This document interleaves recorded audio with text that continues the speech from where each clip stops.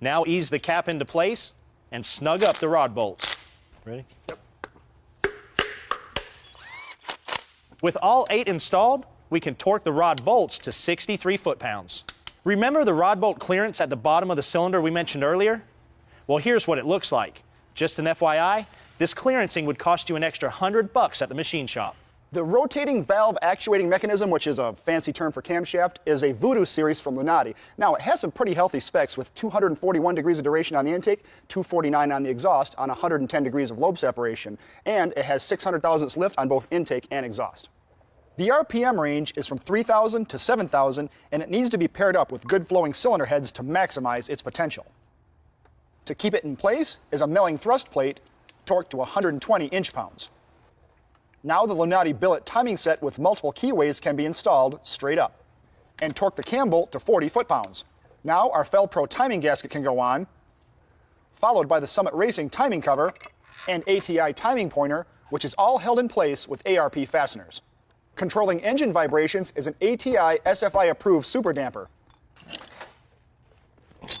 held in place with an ARP crank bolt and torqued to 100 foot-pounds. Now we'll roll her over and drop in the ARP oil pump drive shaft, bolt the Melling high volume oil pump in place, and attach the Moroso oil pickup.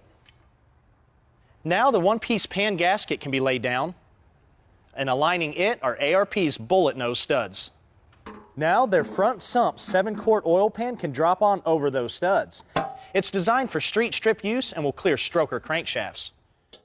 Now back up top, these slicked up Lunati hydraulic roller lifters can go into the block's 875 lifter bores. We have some interesting plans for this engine, so we had to choose a cylinder head that worked not only for this combination, but also for stage 2 we have hidden up our sleeves.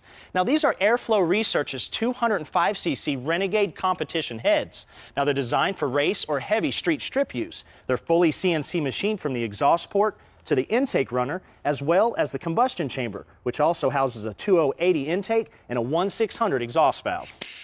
I'm removing the valve spring so we can check for pushrod length. Now this involves using a lightweight checker spring so the plunger of the hydraulic lifter does not get compressed. The head gasket and cylinder head will go on the deck, and one bolt will hold the head in place.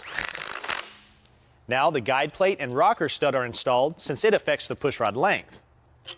The adjustable pushrod checker is positioned on the lifter and used